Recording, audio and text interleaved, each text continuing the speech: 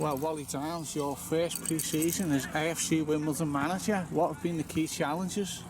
Well, the challenge was to have everyone fit for selection on the day we come back, and I think we've been unlucky because there's only Anthony Wordsworth who hasn't made it, and it's just an aggravation of an old injury. So we've got through it without any pulled muscles or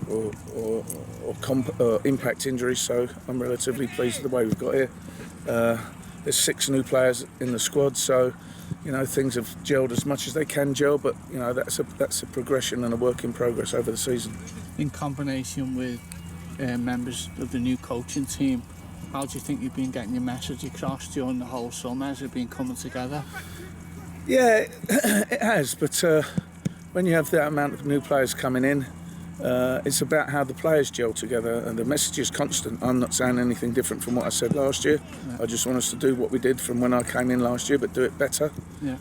And the responsibility of that is firmly on the players. I haven't changed my message. The work that we've done has been the same. It's about the players having the ability to start on a level playing field and be strong enough as a group to do what we did last year and give ourselves more chance of success. And a year ago you were still working in India. What does it mean to be leading AFC Wimbledon into a new season?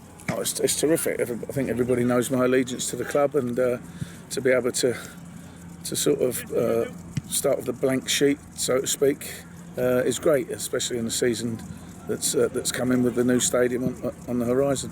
If someone would have said this to you 10 years ago, would you believe them? Well, I may have done, yeah. Not in the circumstances that we had, but 10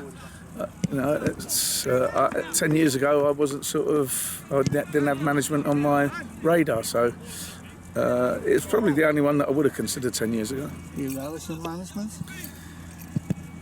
I like working day to day with the players. I don't like the bit where I have to drop them or not select them after they've worked hard for me on the training ground. It's never easy, but you have to have difficult conversations with them sometimes. And as long as they know that I'm only doing it for the good of the team, and they accept that, and they're prepared to support everybody who's in the team at the time, then it's not a problem. But there's certainly lots of aspects of management that I don't enjoy. And we've seen a combination of fun and games here today in training, but also real hard work. How are final preparations going? Yeah, they're good. Tomorrow's really sort of just finalising it and making sure that there's a few ideas finally plotted into the head of the side that's going to play.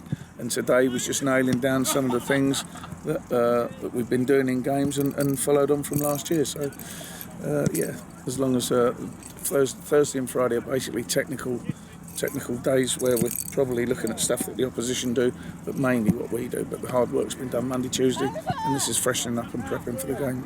And fans will perhaps want clarification of the captain for the new season. Yeah, still will. Will's captain. Yeah, and what qualities does he bring for that role? Well, he's a very wholehearted fellow around the club. He gives his all on the pitch. He's growing into the job. I hope it gives him a bit more maturity, as he hasn't played a lot of games for a person his age. And the older lads listen to him, but he also listens to them as well, and he can still get some guidance from the older players in the team.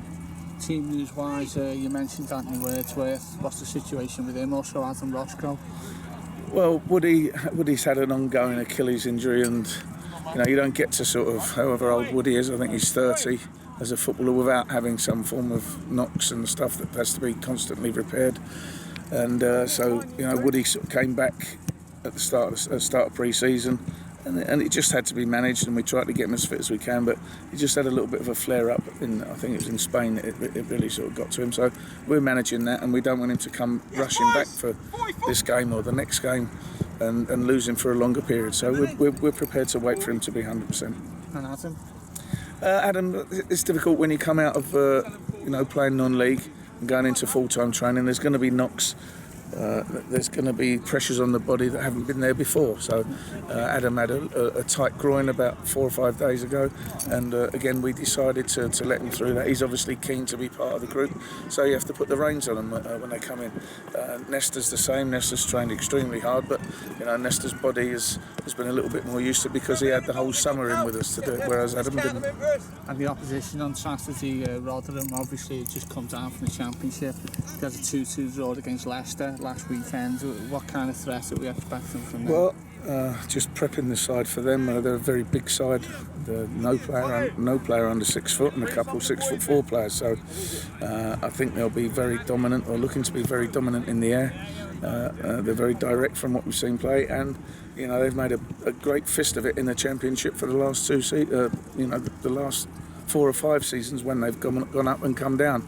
They've nearly stayed up, they've stayed up, and when they've come down, they've gone back up again. So, they are very strong in this division, and they're very close to being a regular Championships team. So, I think they've added to their squad in the summer, and I think they'll be a big threat in this division this year.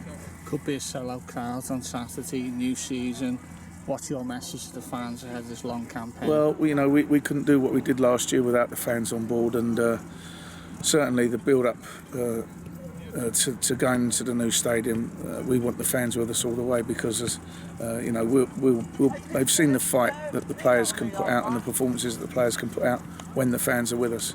Now, it's the players' responsibility to entertain the fans and play winning football, and if we can't win, we'll die trying. So as long as they see that sort of effort put in, I know the fans will be behind us, and when they are, who knows what we can achieve. Let's hope it turns out like that, and thanks for joining us, Wally. Cheers.